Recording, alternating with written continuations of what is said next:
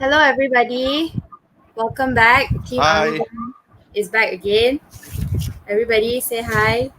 Hello. Hi.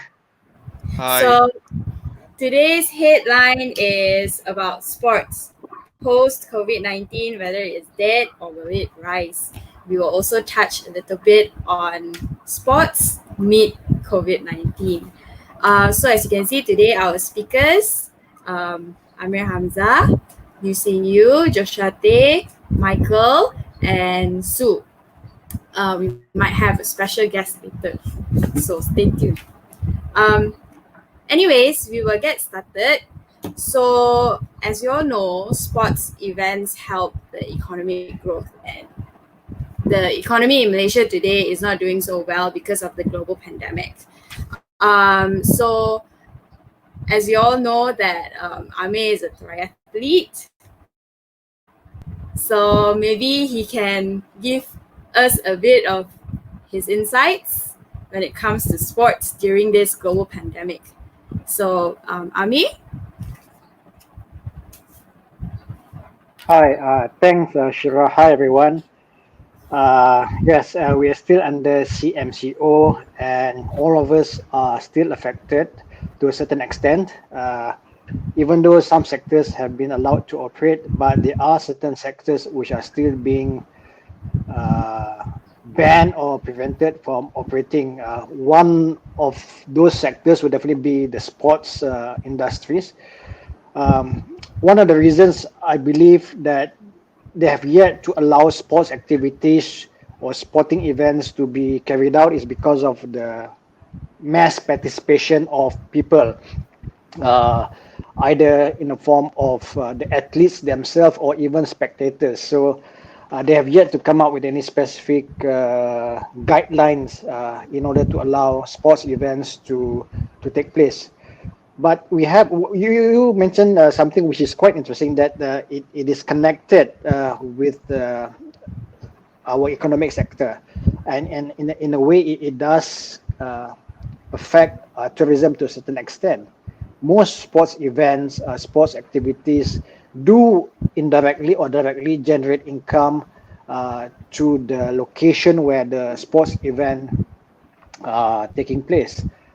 Just to give an example, when we have the Ironman event in Langkawi, you can see that the number of tourists, be it in the form of the athletes themselves, supporters, they do come and spend money to the local businesses there in Langkawi.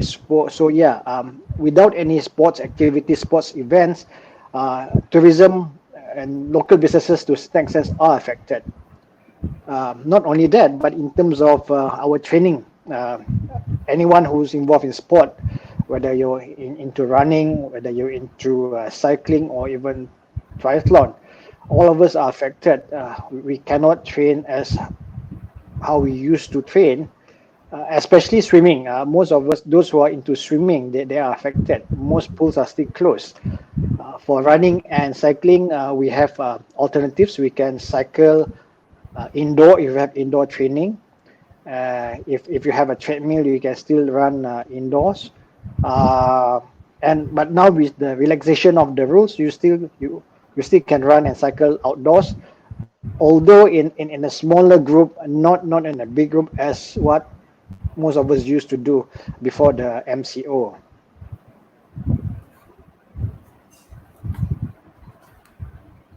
To touch a bit, apart from that, I think we have to also focus on coaches. As you can see, a lot of coaches who rely on coaching as source of income, they are affected. Swimming coaches, especially with the with pools being closed, they cannot operate, they cannot conduct swimming lessons, and there is no substitute. You cannot do online coaching for swimming because you need a pool, and not everyone is at advantage. Not everyone has the advantage of having an indoor pool or personal pool. So that is one of the sports sectors that is badly affected. For other sports like running or cycling, you still can conduct online coaching, but of course it's not the same. You still prefer to train and to have coach with you when you train outdoors. So these are the various issues, matters that ought to be looked into by the relevant authorities, by the sports minister. We have the National Sports Council. I mean, and the sports federation. They should all get together, come up with a proper guideline to assist coaches, athletes, and professional athletes, national athletes, and even the everyday athletes who want to train. So these are areas that have to be looked into by those in power.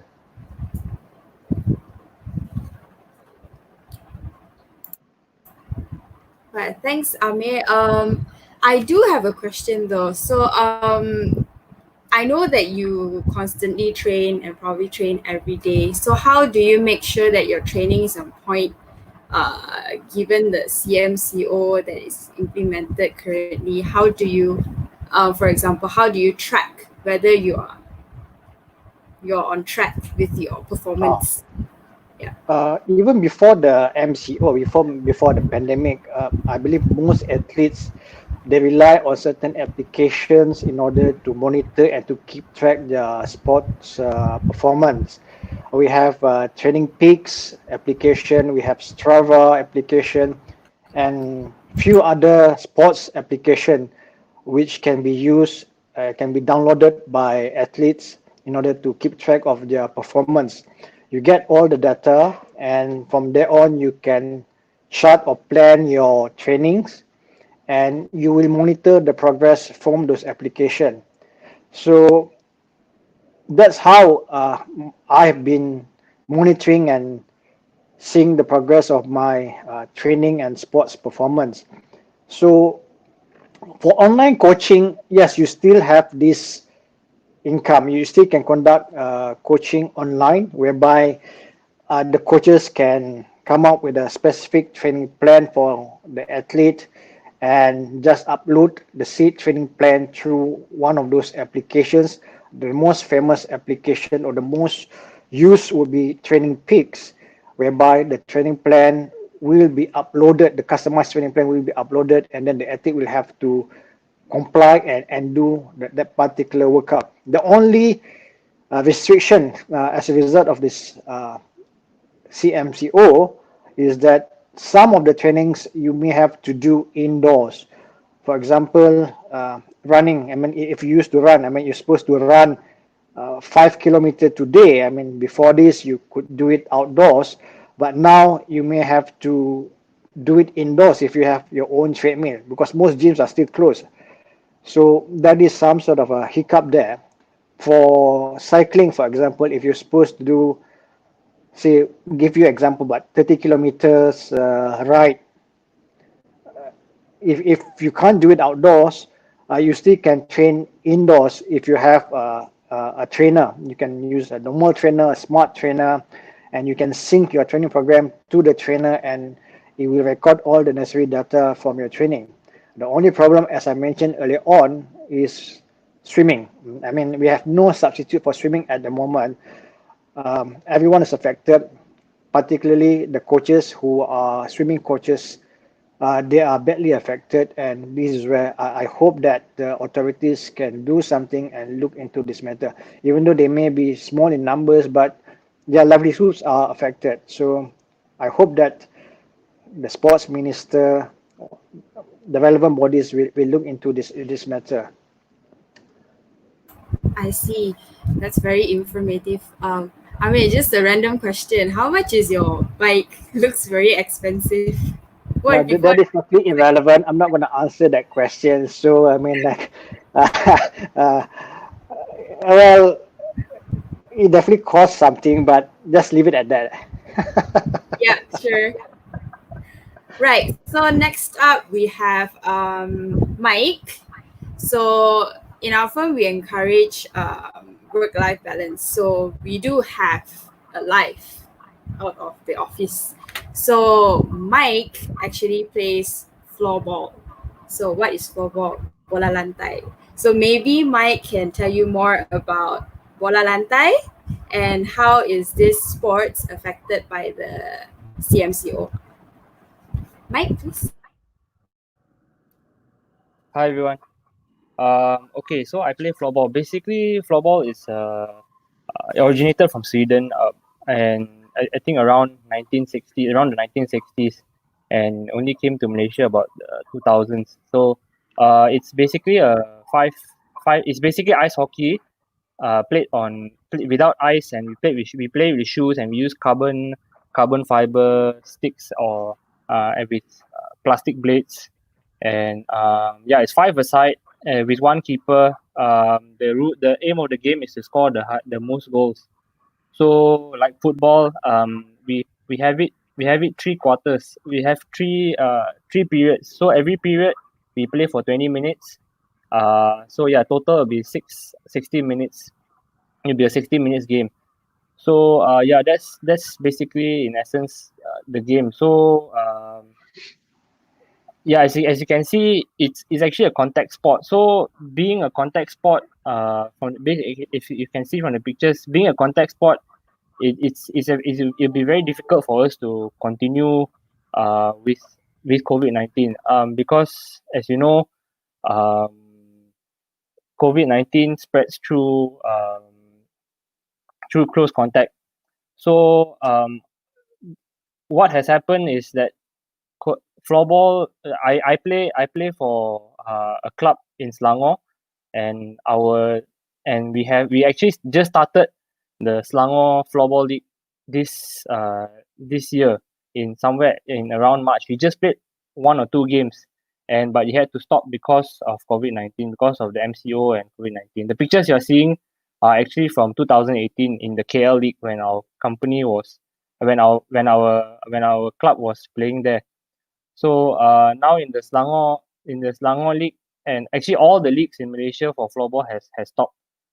So yeah, so that's the situation right now. And of course, floorball is not as big as triathlon or Ironman, where you have international participants coming in. But we have quite a big group of local support, where you, in terms of it also helps the economy locally, uh, because there will be a lot of there we have interstate travels for competitions within Malaysia.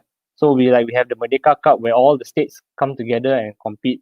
So that also generates income for the respective states. So that has been also put on hold, and like for our local leagues, that we play, the Selangor leagues, when we go for our tournament, for our league games, the shops around us, or the community around us, also do benefit from uh they also benefit from our involvement. The Chit stalls will get business, and those people actually uh have sustained they only sustain uh they sometimes sustain based on our participation around there. So yeah, so that's what we've been doing. And so far, our club has organized like weekend Zoom workout sessions together, and also yeah, just get together to talk to each other, how we can how we are doing, and all that. So that's what we've been doing so far, in terms of our club. I think moving forward, for contact sport, I think that the government may have to look into this into more thoroughly, and because of the nature of the sport. So I think I've seen like the UK guidelines, US guidelines. Like UK, they just announced that they're gonna open, they're gonna start football again by, I think, mid of June. So I'm just looking through the guidelines, and the guidelines are actually quite extensive. The guidelines will cover pre-game, and may cover during game and also post game. So pre-game would include like no supporters can be present. You must have a code of conduct. Every persons who are involved in organizing it has to have their PPE, and non-essential activities within the area of competition cannot be allowed, are not allowed to operate, you know. So then, yeah, these are the few factors, and you must also include, like, submit like a list of participants or persons who will be attending that that event. So these are the few things that that the UK guidelines I've seen have imposed. And also, before the game, right before the game, they have to go through COVID tests and all that stuff. So I think, yeah, Malaysia may have to look into implementing these rules, because yeah, if not if not, the sports will eventually die out, because for small sports like floorball in Malaysia, we thrive on, we only get profit from more participation and membership of from people. So if not, if there are no participation or not allowed to continue, then I think the sports may die out. So the other suggestion I've seen from US articles are that, you know, maybe there is a need to uh, change the way how the game is to be played. So maybe a lesser period of time, changing the rules, you know, on how the game is to be played, and all that. So yeah, so that's I think, moving forward, that's how it should be done, and in the government should really look into this. Thanks, Michael. Yeah, so if you don't know what floorball is, that is floorball, bola lantai. So I think Joshua has a few questions for Amir. So you can shoot. I mean, I have two questions. One is, I noticed on your social media you use this tagline, part-time lawyer, full-time triathlete.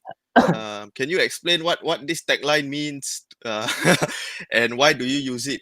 My second question, actually, I posted on Facebook. I think I asked about the new normal in triathlon. What is the new normal, and do you think triathletes will embrace the new norm, or will they revert to the conventional method of training? Okay, thanks, Joshua. I will address the first question. That hashtag is just a hashtag that I use in order to remind myself and indirectly others that we should lead a work-life balance. While we work hard in the office or at court, we also need to ensure that there's another part of our lives. So that's where we need to have a balance. Being a holistic person, you must not only excel in your profession or in your thoughts, but you must also excel in sports or other extracurricular activities. That is what I'm trying to emphasize. As you know, most professions are very stressful, and if you don't have a proper work-life balance, it is going to affect you personally and indirectly others around you. By having a balanced life, you will not only be healthy, but when you have a healthy body, you have a healthy mind, and you'll be able to contribute to the society or to your client in a better and more effective way. If you're not healthy, you won't be able to do your work properly. You keep on falling sick. So it's just something that I thought very catchy. Then it's a form of reminder that, hey, we need that. There's more to life than work. Because before this, I mean, like, we're just focusing more on work, and then you realize that your health started to deteriorate. So it's just a reminder to myself. But if it catches on, if it influences or encourages others to take up an active lifestyle, by all means, I'm happy. To answer the second question, what is the new norm with regard to triathlon? Earlier on, Mike mentioned about how sports activities are affected, tournaments are affected. Even though triathlon is an individual sport whereby there is no, it's not a contact sport. You swim, you bike, you run on your own.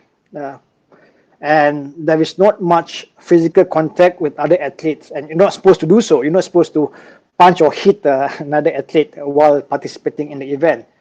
But having said that, there are other factors that have to be taken into consideration. It involves a lot of logistics in terms of organizing a particular event. You have the pre-race, whereby you need to have a respect collection, which involves a lot of people, mass gathering, and then during events, you have spectators, you have supporters who come and support. So you have a lot of people gathering, and the athletes themselves. If talking about international events, you may have like 2 to like maybe 5,000 of participants. So these are factors that have to be taken into consideration, and because of the mass gathering, it affects the organizers. Ever since the MCO, we have seen some initiative taken by some sports event organizer. IMAN, for example, have introduced virtual races. Initially, it's a form of encouraging people to maintain a healthy lifestyle indoors while being quarantined. But recently, Ironman, as an example, has introduced the Ironman Championship Series, whereby they have strict guidelines and rules for those athletes who want to participate, and how those events or how those races are to be conducted. And the top athletes at the end of the series will stand a chance to qualify for the Ironman 70.3 World Championship. So you can see that some international event have started to accept that they need to move forward. And since you can't organize event outdoors, you need to find an alternative. If you can't adapt, you're going to lose out. So we can see that that is one way of moving forward, because triathlon is an individual sport, so it's possible for each athlete to do it on their own. But when it comes to contact sports that involve a team, maybe more thoughts have to be put into in order to decide how do they move forward. You definitely cannot have virtual floorball, for example. You cannot have one team playing at one particular area and then the other team playing. That's not possible. So maybe having fine-tuning, having more strict guidelines, maybe reducing the number of spectators or reducing the number of the team, and restricting the number of participants who can or supporters who can come to a particular venue. These are the things that have to be considered. Thank you, Ame. Well, I hope that answers your question, Josh. So next off, we will have Sinu to talk about esports. So what is esports? Is it like Dota or Mobile Legend or like Fortnite, so on and so forth, and the competition during this CMCO, or is there new games coming up that is, probably giving growth to the economy? So maybe Sinu can give your insight on this. Thanks, Shara. Esport is a more entertaining and safer form of whatever Ame is doing. So it's also very competitive, and it's definitely growing. And you don't have to risk your health doing it. So, and you don't have to invest that much money into it as well. It's more accessible to everybody. So it's a more egalitarian form of sports. It's a more socialist form of sports. And we are not as competitive as Ame. So yeah, ever since the MCO, what has happened is that the esports scene has grown because everybody is stuck at home. So at some point you start to get bored and question life and decide what to do with it. So you need an outlet to divert your attention and your energy to. And for a lot of people, especially those my generation, they have turned towards esports. I play some esports. I play Mobile Legends, so that can get quite competitive, and it's becoming increasingly more of a competitive form of sports.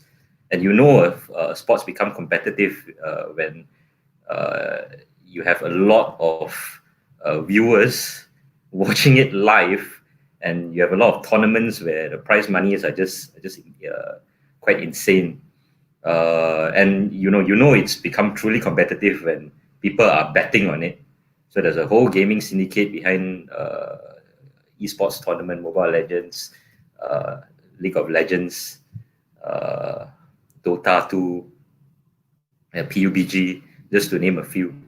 So yeah, it's something fairly new, and I think this is something that has been growing and still growing for the past decade or so with the advent of internet. And I think with 5G and all coming, this is only going to grow bigger. So maybe one day, we'll see triathlons being done online through their characters rather than physical persons. So yeah, that's pretty much a snapshot of what has been happening in esports. Thanks. Right, thank you, Sinyu. Yeah, so that is very interesting. The next most interesting thing is Sue's interest in cosplay. So if you don't know what cosplay is, she can explain very detailedly to you and probably maybe give some insight on how the CMCO is affecting people with these creative platforms, and also, the future norm when it comes to cosplay. So please, Sue.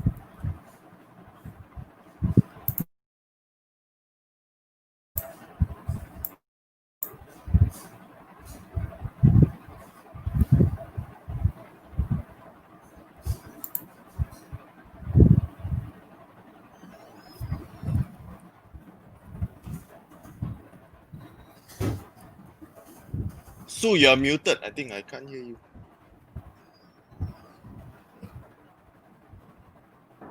Hello? Can you hear? Yes. Oh, okay, sorry. Yeah. So I'll start again. So what is cosplay, right? So cosplay is an art of costume role playing. It's a form of creative expression where people dress up or adapt the attire and personality of a fictional character they like. It can be a character from a manga, anime, movie, a game, or any popular culture. So I heard someone actually ask what's the difference between Halloween costume and cosplay costume, because both are costumes, right? So the difference is that, right, cosplay costume tend to be a work of art. And then you can spend a lot of money and a lot of time just to design and to assemble the costumes. So and then it's like a cosplay if you look at the Halloween costume, it's a bit like plasticky, that it's like doesn't really fit properly kind. And yeah, but like if it's cosplay, right, it actually involves a whole range of material. Like people can use foam, can use fabric like silk or like cotton, just to create like the armors or the capes or like the weapons and stuff like that.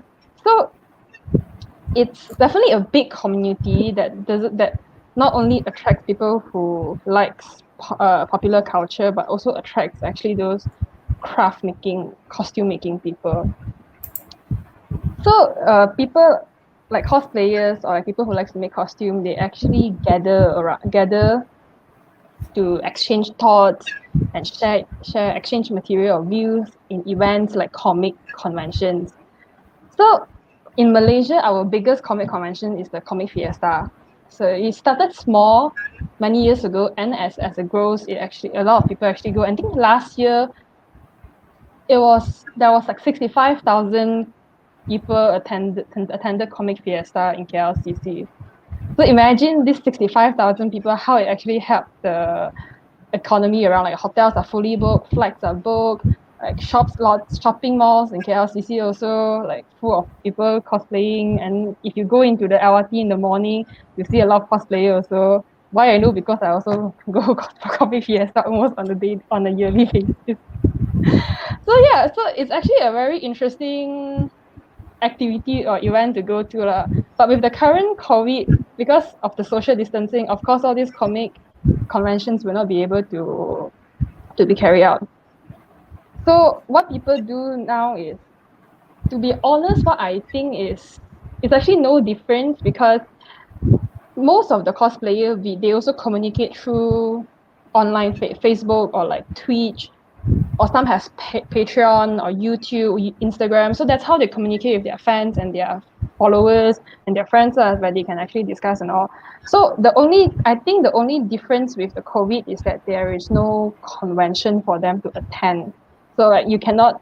So like why people attend convention is so that they can actually meet the cosplayer they like, or like go for cosplay competition. It's just that all this won't be happening, but they can still interact with their favorite cosplayer online on platforms and stuff like that. And then like cosplayer can still sell their merchandise like prints, wallpapers, or like their photo book online. So I think in the sense for cosplaying community, right, I don't think there is a huge difference with or without COVID. Just that there's no convention. And probably they will face problem in photo shoot, because to produce photo books or like wallpapers or postcards, right, you need to take photo of your costume that you actually design in a place where there is a specific set, or they actually go outdoors to find a nice background, a nice backdrop that fits the theme of whatever character they are cosplaying. So I think that's one of the problems that they might face. Other than that, that's all. Right. So I think the viewers have a burning question. Basically, which fictional character do you usually, cosplay as? I've never cosplayed before actually, but I do like to check out cosplay who cosplay Sailor Moon or Captain Sakura, because I'm a Sailor Moon fan so like I'll follow cosplay who actually cosplays them. Actually, like some of them are really really nice, like total art. But haven't you dressed up as a Sailor Moon before, Asu? No, I don't have the. No, you're bound to state the truth, and courage. I don't have the confidence and courage to dress up as Sailor Moon. No, I never dressed up before. I only drag my friend to Comic Fiesta and look for them and take pictures with them. I stand corrected, but I think I've seen you and Shira and maybe a few others dress up in some funny costume. I think Sinyu was dressed up as some Playboy bunny or bunny, is it? That's Halloween. That's a Halloween party. Yeah. What was I wearing? I was wearing the nun. Yeah. Oh no, the bunny is the Charity the one that night. wear the bunny, charity night. Yeah. Yes. That's not really, the nun is like, it's proper scary, man. Yeah. I get scared of myself. So Sue, you said that cosplayers sell merchandises. So what is the most bizarre things that you know of that they actually sell to get some income? Is it income? I think, okay, I saw this news before, right? This cosplayer with I think like 5 million followers on Instagram, she sold the bath water that she took, the water that she took bath with, for like $30 and actually people buy them. Is she So I famous? think she's famous. She's quite famous. She has like a lot of high following on Instagram, like millions, Yeah, actually Do you people sell will that? buy. No, Do you sell that? I have Are you no sure? followers. Yeah. No side business where you sell your. No. I mean, if you sell your sweat, probably people will buy. You're more famous. EDT, is it? My sweat EDT. Right. So let's move on to our special guest, Edmund, who will be talking about human rights and sports. So let's welcome Edmund Bon.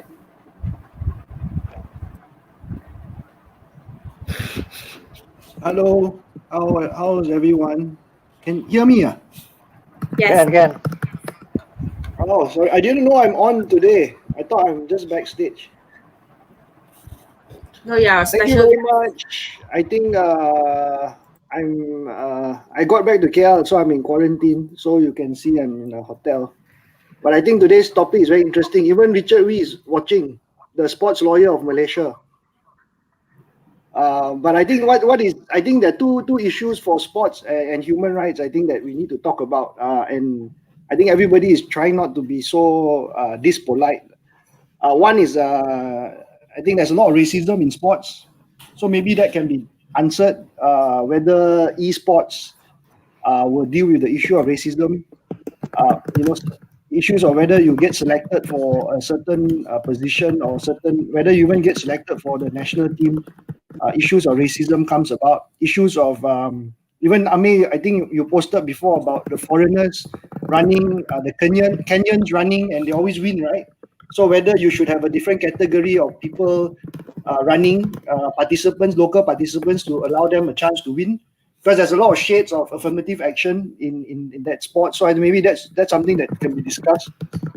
The second thing, of course, is there's sexual gender harassment in sports, as well as issues of money and sponsorship. I think Ame, you should cash in on your popularity. I see that a lot of fans, a lot of comments that we've never seen before. From a lot, I think a lot of them are your fans. When we used to have a lot of socialist fans, now we have a lot of sports fans. So maybe we should do this a bit longer. But I think those are the two issues that I wanted to raise for the moment, where we can discuss and remember that there are a lot of human rights issues in sports. Even buying your clothes, right? If they are made by factories that have child labor, buying Nike or Adidas, or there's a lot of complaints about modern slavery in businesses that supply sports clothing or supply boots, for example. So maybe that's an issue that we need to discuss, but I'm just putting out here because sports lawyers these days only talk about making money or about going to arbitration. I'm not talking about you, Richard, but I think we should need to talk about power, domination, and human rights in sports, rather than just talking about, let's go to arbitration. I'm a sports lawyer. We negotiate contracts. I think for us, we should be looking at how we can change sports landscape to be more human rights compliant. Thank you.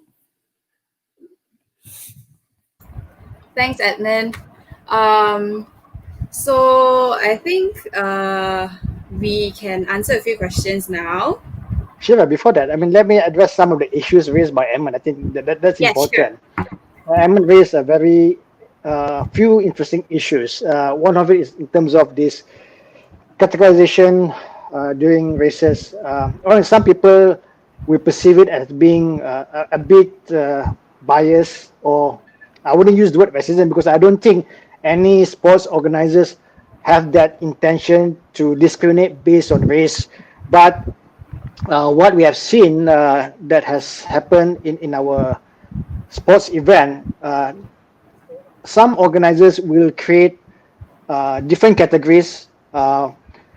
Like, for example, they will create an international category to allow foreigners, international runners, especially Kenyans, to participate in that particular category. And then you have the Malaysian category, which is only for Malaysians. And I think one of the reasons is to ensure that the Malaysians athletes, good Malaysian athletes, would stand a chance to finish podium. Because if you want to compare between local athletes with the Kenyans, you're definitely gonna lose out because Kenyans are known to be strong runners. So this is an example whereby organizers, in order to ensure that you give a chance to the local athletes to participate and to finish podium, you have a category which is only for Malaysian, and then you have an international category. Whether or not that is good for the sports, that is something that we have to debate. There are pros and cons for having this distinction. On one hand, you encourage Malaysia's local athletes to perform or to stand out. And the other side of the argument is that, do we want to be jago kampung, or do we just want to compete among Malaysians and not compete among the best of the best? So that's the counter argument to this practice. It is a very big issue which have to be looked into from various angles. We have to look at it from the organizer's point of view. We have to look at it from the athlete's point of view. So I'm not going to say what is the right or wrong answer here, but I'm just saying that this is something that all parties, especially sports societies, governments, will have to look into. If we want to ensure there's a level playing field, maybe we shouldn't have any distinction in terms of that category. So all should be compete in just one category. Okay, without based on not subject to nationalities. So that is one of the issues that AmerBON has brought up in terms of selection. Of course, we have heard rumors or even gossip saying that selection process for the national team, for example, or even at the state level, may not be as transparent as we want it to be. This will be more prevalent in team sport, where you have to select few players for the team. So how do you gauge in terms of performance, which athlete? I mean, it is quite subjective. Of course, we can say A is a good player, he should be on the team, but sometimes the selection, is it transparent enough? As opposed to individual sports, whereby athletics, for example, it's very easy. You set a benchmark to say if you do not meet the qualifying time, you will not be considered for selection. So individual sports like athletics, triathlon, duathlon, cycling, these are a bit more easy for the selection to be carried out, and it'll be more transparent if the federation of the society involved have a proper guideline, so everybody can try their luck. And for all you know, I mean, AmerBON could also be representing the country for maybe 100 meters if he meets the target. So that deals with the issue of favoritism or in terms of selecting process. Is there any other issue that AmerBON raised that I have not addressed? Sponsorship, does it? Yeah, I think the sponsorship. Yeah, sponsorship and funding. I mean, these are crucial for athletes, for coaches as well. I believe the sports societies, the relevant federation must do something to get sponsors and funding for the athletes, because athletes, they can only rely on their funds for so much. I mean, they don't have a free flow of funding, and some sports are expensive. It involves a lot of cost in terms of getting equipment, in terms of getting the necessary nutrition, and then your race gear. So many factors to be taken into consideration. Without support from the sporting bodies, it's going to be difficult, and we won't be able to see our sports to develop at the level that we want it to be.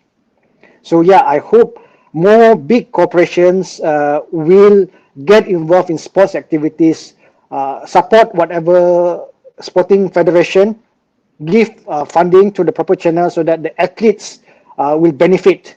And this, in the bigger picture, it is beneficial for the nation. Thank you, Amir.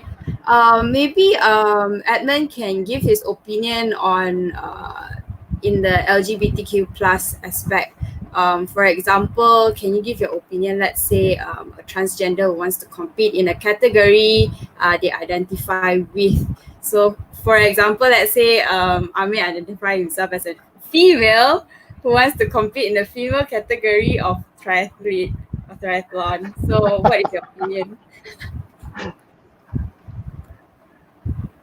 You're muted, Edmund. Yeah. Sorry, one more question that I wanted to know that Amir didn't answer was, what do sports associations and organizations like you and your friends and your groupies do to make sure that your clothes are not made by children? That your Adidas and Nike and your gear that you get cheap from somewhere, your supply chain, or the goods that you all buy and use, the supply chain is clean right up to the factory level, where it is not made by people who are paid only 1 ringgit for an hour. So what are the steps being taken by sports associations to do that? What are steps taken by sports lawyers to do that? I think that's one question that is important that needs to be answered. But just to quickly go back to the LGBTIQ question, we have seen, I think, the episodes, right? And human rights doesn't have the answer to this at the moment. It's very debatable. It's very gray because, one, it's a question of your chromosomes, I think, and your health, right? How you identify yourself. So for certain things, human rights says, yeah, when you identify yourself as a woman, in spite of your characteristics, then that should be respected.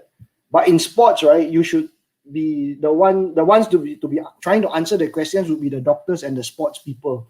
For me personally, I would accept somebody who identifies the person as such. But if the science says that certain chromosomes, definitely you are male in spite of other factors, then we need to respect the science, like COVID. So I'm just answering that to that extent, because again, human rights law and human rights cannot answer all the questions. It needs science and social science. Can I interrupt you for a while and let me just add on? I think that is a valid question, but it also poses a real problem. We have to accept that males and females have different genetic forms, and that's why all sporting events you have that distinction. You have the women category and then you have the men category. I mean, science recognizes that fact. We cannot run away. So what if, for example, Emma, you yourself, you want to identify yourself as a woman, and you say that therefore you should be allowed to participate in the female category? Does that create fairness? Does that create equal rights? Because given the fact your makeup, your biological makeup, you have the physique of a male, yet you identify as a woman, and then but because of certain human rights norms, therefore you should be allowed to participate in the female category. Now, would that create a level playing field? Would that be fair to the women who suddenly find out, hey, there is this man with some beard and mustache wearing, like short skirts participating in my event, in my category? So I think it has happened. I can't remember offhand, but I think in athletic whereby a transgender, a male changed to female and then participate in the women's category. You will definitely create a whole lot of debate as to where do we draw the line. Where do we draw the line? Is it just sufficient because one identifies as being a particular gender and therefore that person should be allowed to participate in that category, given the fact that the scientific and the biological makeup is totally different? I mean, I don't have the answer. But yeah, it's food for thought. Maybe stronger male athletes who want to qualify may identify, say, I'm a female, therefore I should be allowed to participate in the female category. Now, to your other question about the sponsors and the gears where they got it from. At the moment, if you're talking about at the state level, at our national level, we are still struggling with fundings for athletes. Put aside that issue that you raised, which is a far more advanced issue. I would want to see our sports ministry, our sports associations do their best to get proper funding, proper training for our athletes. If we cannot even meet that threshold, we cannot even do that, and we cannot even contribute that for the benefit of our athletes, forget about that issue that you raised, because that is a far more advanced issue which should be addressed once we have ensured that we have all the basic necessities. So until and unless the athletes have proper funding and support from the government and the sports association, that question will remain unanswered. Sorry, can I chip in here, right? Since you raised this issue, actually, why is Malaysian sports so crap? I wouldn't go. Why do you say like, oh, the Africans can run faster than you? No, how can that be? Right? Okay, what is the problem? What is the problem here? We need to talk about sports development. When can Malaysia win the World Cup? Right? That's a good question. Okay, now that's a good question. We have to look at that issue from various angles. First, if you want to take running as an example, you have to understand the history and the background of the Kenyan runners. They do that as a form of livelihood. I mean, they have got no choice. If they cannot excel in running, then how do they make their lives better? So for the Kenyans, it's a culture, it's a form, it is a lifestyle, it is embedded. It is their culture from small. For them to get out of poverty, you have to excel in sports, particularly running.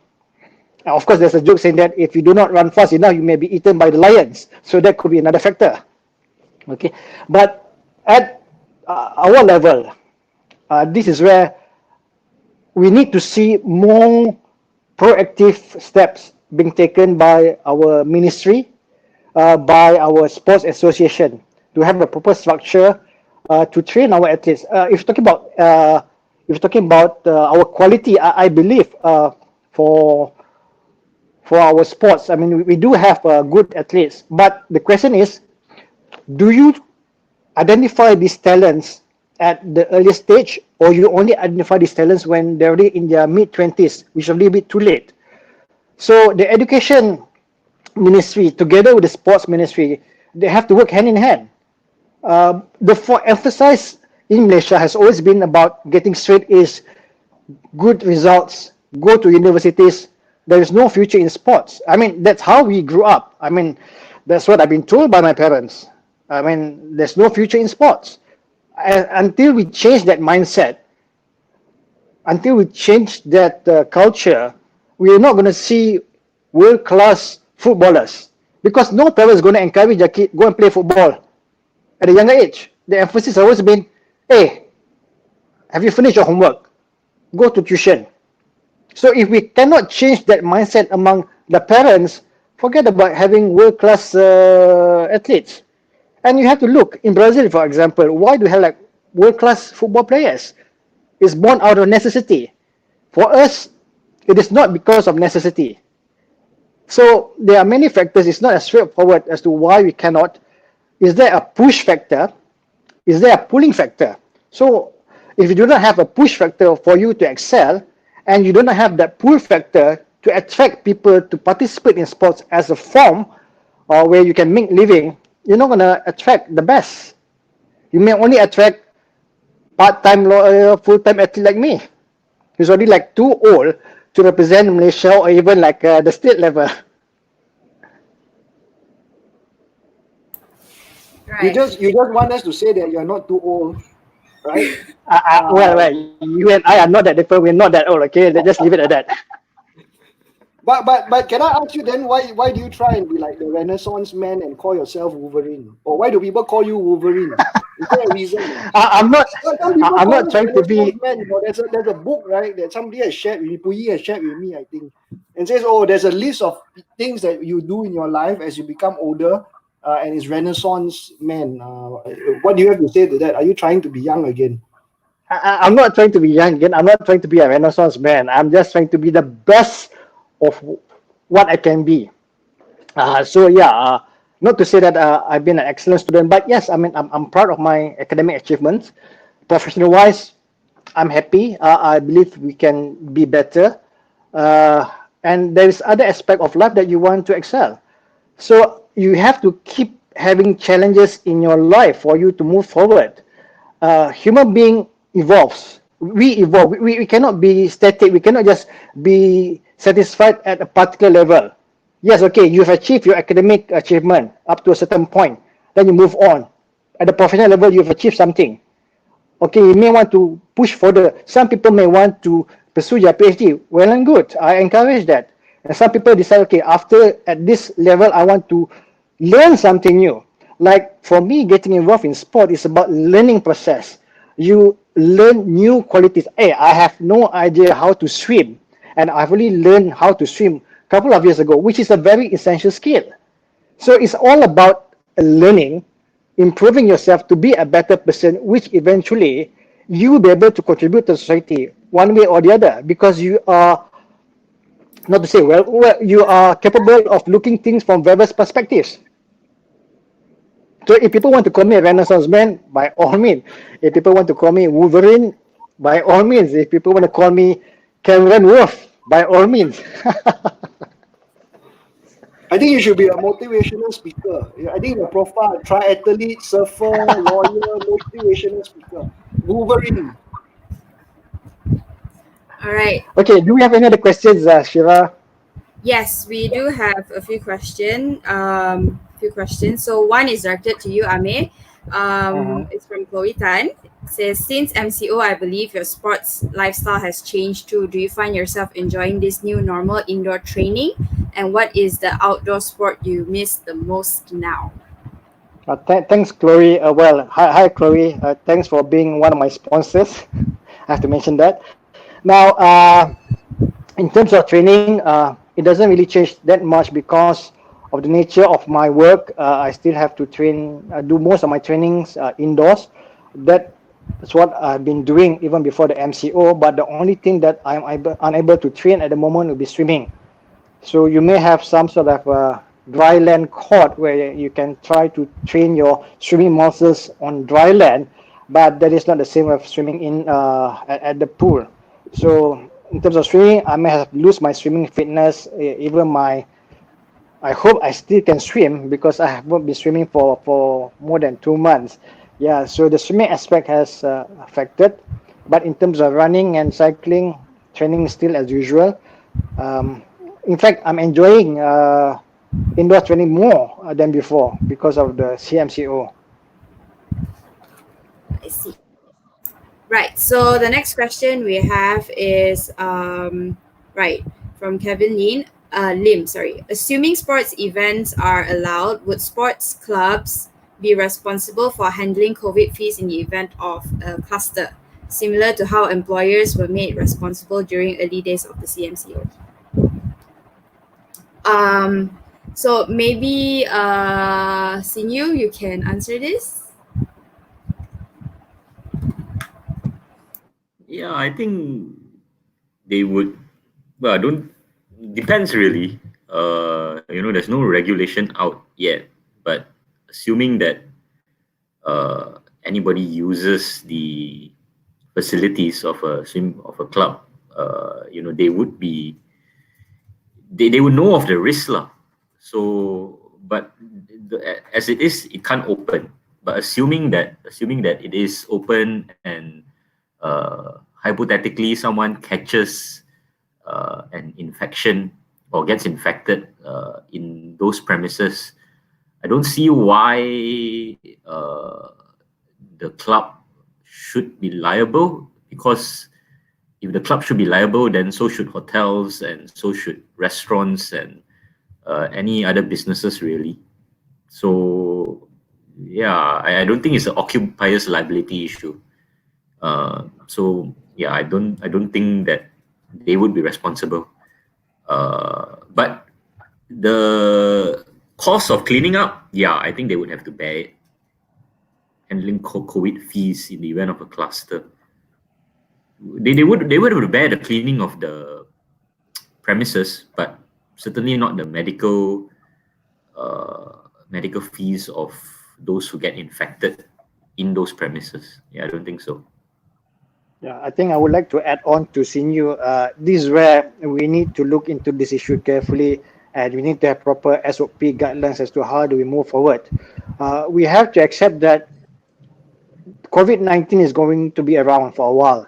Do we just put everything to a halt and just remain secluded in our own respective homes? Or do we try to move forward? And in order to move forward, there are certain things that we have to concede and we have to appreciate. I believe that everyone who participates in any activities, even those who go out to buy groceries, they are aware of the risk involved. Those who go to court, for example, restaurants, there are risks involved. Similarly, those who want to participate in sporting events, those who want to participate in some training camps, there will be risk. So the risk should be allocated, should be apportioned accordingly to at least the participants themselves, as well as those who organize such training camps or such event organizer. But there have to be proper steps and measures to be taken. You cannot simply just wash your hands and say, look, you bear your own responsibility and you take your own risk. You need to have proper SOP for such event, either before the event, during the event, and post-event. Right, thank you, Sinyu and Amir. I hope that answers your question, Kevin. So next up, we have a few casual questions. One is to Amir. How many bikes you have, Amir?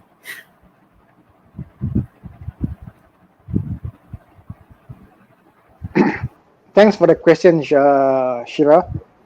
How many bikes? The actual number of bikes that one athlete or triathlete should own is N plus 1. N being the number of bikes that you currently own plus 1. So that is the number of bikes that I have at the moment. I hope that answers the question. Right. Thank you, Amir. Okay, I think we have time for one more casual question. So, which football clubs in the English Premier League that you guys support? Shall we start with Leeds Josh? United. Leeds United. Okay. They are not in the EPL. Doesn't matter. Leeds United. Okay. How about Sinyu? Arsenal, I've answered it. Arsenal. Those who know me, they know I support Arsenal. It's been a painful past decade or so, actually past 15 years or so. But, look forward to the future optimistically. How about you, Mike? Since you're asking the group. For me, I'm Arsenal as well. Right. 2 Arsenal fans. Josh? I do not support any EPL teams, but I support AC Milan. They play in the Italian Serie A. What about Edmund? What team does Edmund support? I'm just wondering. Oh yeah. What about Edmund? The team that will win the Premier League this year, no doubt about it. Which team? I mean, there is no EPL. Premier League has been suspended. Okay. You know our time you used to watch big match soccer. One since 11, 12 years old. I've been supporting Liverpool then. So it's good that the English Premier League is starting again, although there's no people to watch. So maybe these people, right, can create virtual spectators, and then So what do you mean? Like you have a big screen in the stadium where you can show the supporters, the fans in the big screen to motivate the players. Is that what you're proposing, Edmund? Yeah, and then see whether these virtual people can earn some money from it, because there's so much sponsorship that's going on, right? So create some kind of atmosphere. Right. But thanks Yeah. for Yeah, I think so. Since the EPL is announcing a restart date, but I want to know whether Sue support any teams or not. I don't watch football, Oh, okay. so I can't tell. Okay. So I think that concludes our session today. It's already 1:04. So we have another session next week, same time. What's the date? On the 9th. So stay tuned, guys. We will be back next week at 12 p.m. Shira, is there any other question before we end? Let me check Or any other issue that you is worth sharing? if I missed out anything. Maybe you can check the chat whether there's any interesting point that you want to share with the audience. Yes. Sorry, I can't really access. Just give me a second. Yeah.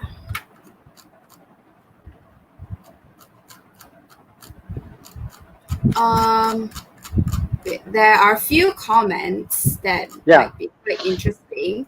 For example, Why do you share it? There's one by Rupert. Rupert Chan. Oh, Rupert Chan from RC Coaching. Yes. At the moment for CMCO, that's the one. Yeah. So at the moment for CMCO, bike or run training should be limited to 10 packs. If we post photo on social media with more than 10 packs for training, can authority use that as proof to fine you? So I think, you most suitable to answer. Well, of course, they will use that as a prima facie evidence to allege that you have committed an offense, and they will say this is the proof that you have breached the rule. But if you want to contest, you are entitled to contest, but that's where you need to make sure to prove that you have only organized not less than 10 people to participate in this particular activity.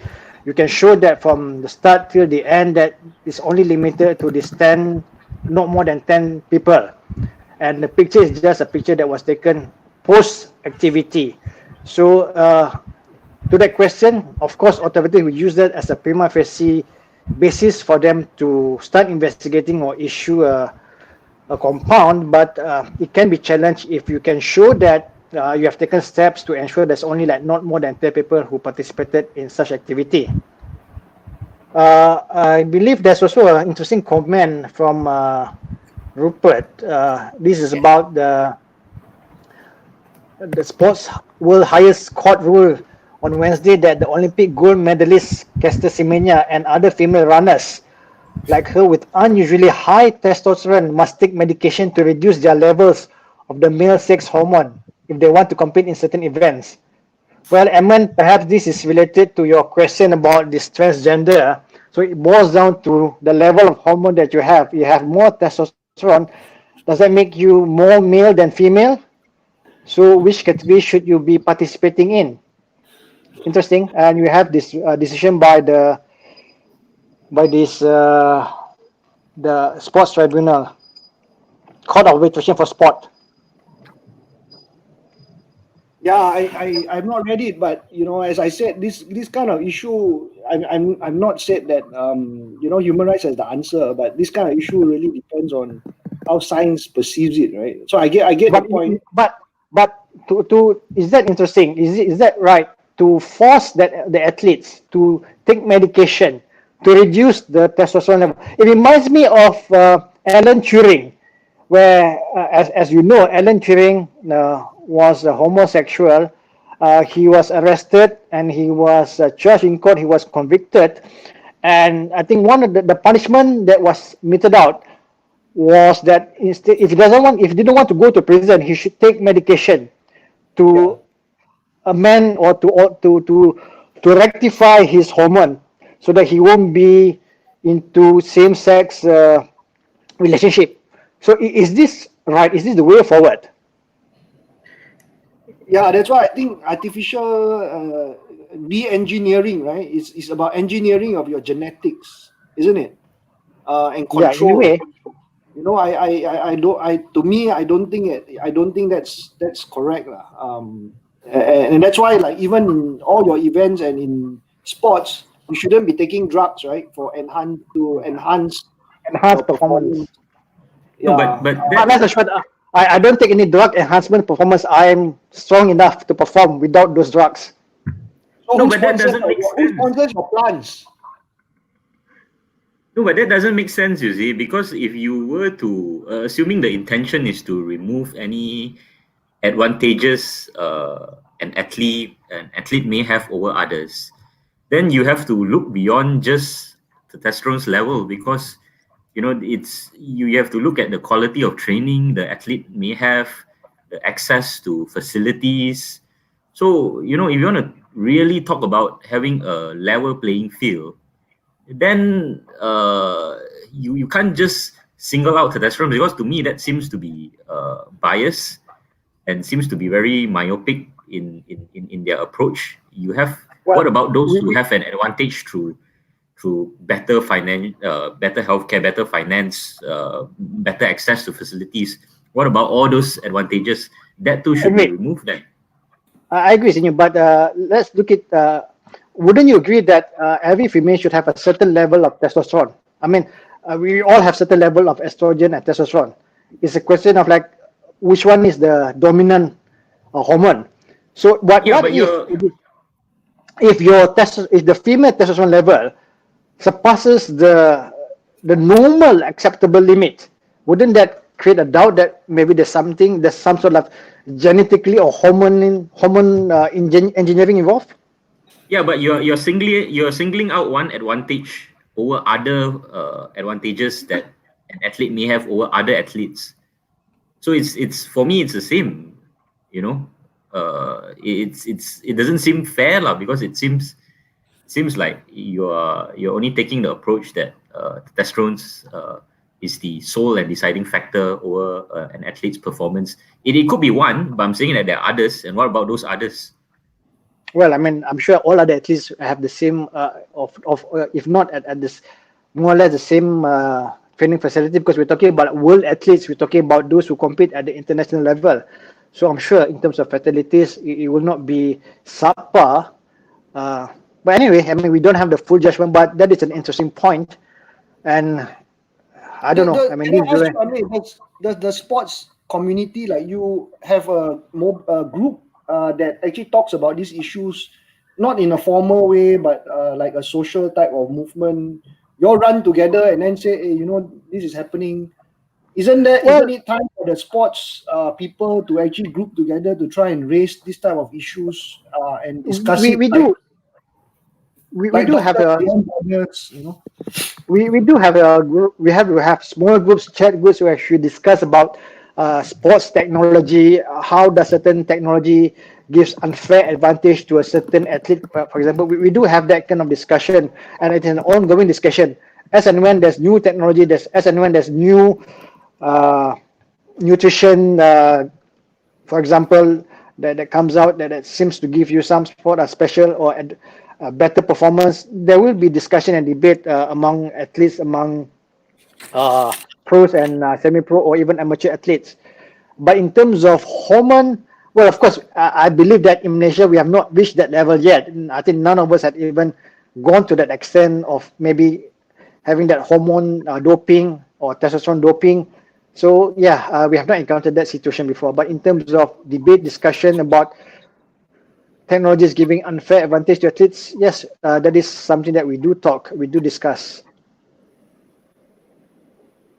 Right, thank you for the very heated opinions, arguments. So we have another question which is slightly related. I believe the US has prohibited trans women to compete in women-only sports. Do you think that trans women should be allowed in women-only sports or trans men in men-only sports? Maybe Joshua, you can give your opinion on this.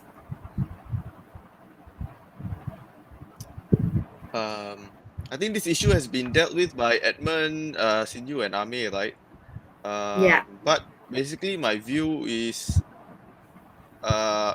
basically it depends lah. Whether they are naturally sort of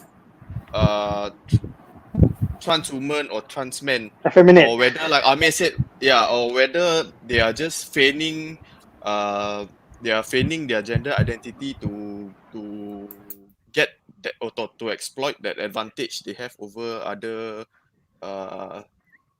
athletes.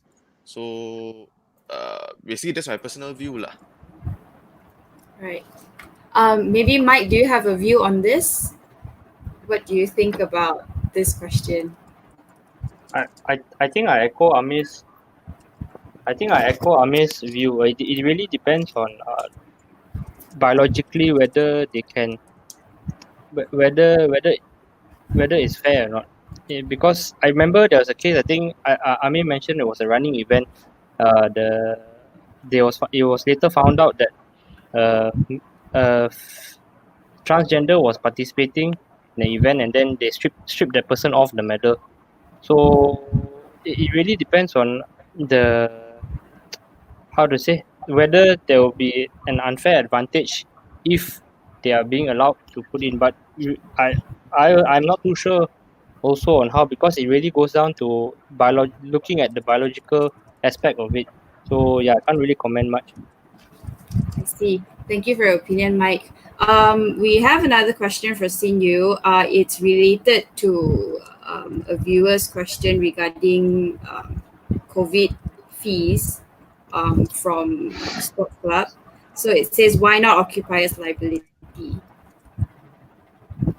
So I explained earlier that it's not, I don't think it's occupiers liability unless the property owner or the premise owner is he knows that his premise is already been, I don't know, there are traces of COVID, and he knowingly allow people in, and then you could arguably say that he has acted negligently and he should be liable for whatever damage that arises. But if it's a typical premise where they have their regulations, they check temperature, just follow guidelines, and simply because somebody gets infected and that spread to other patrons within that premise or that business, I just don't see how that it can be said that he had acted negligently, because this is a virus that is it's a ninja virus.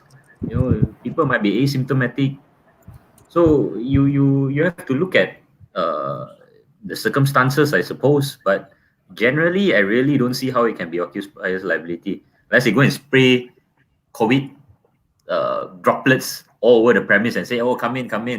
Yeah, then arguably that would be liable. But otherwise, no, I just don't see how.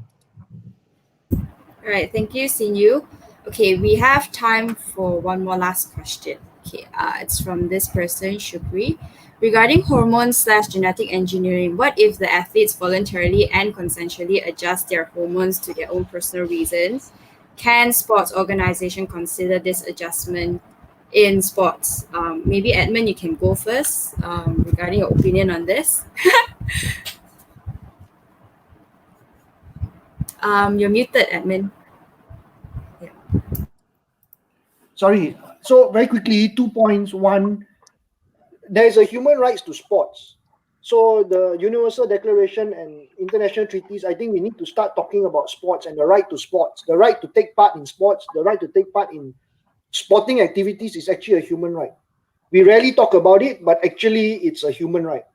How then it's going to be implemented in the country is another question. And that's why I was leading Amir and his friends and fans and groupies to actually start talking about sports in terms of a right. And what does that right entail, right? Because you can see a lot of intersectionality of issues that we are very worse with, right? Racism, business human rights. So how are we going to talk about sports in terms of human rights? That is really what I was trying to get at. That's one point. The second point about answering this question is, I keep saying there's no full answer to this type of debate. But my personal view is that when the science says it is okay and the science says there's a generic or there's a widespread acceptance of a particular view. Like, for example, COVID, Trump says COVID is nothing, right?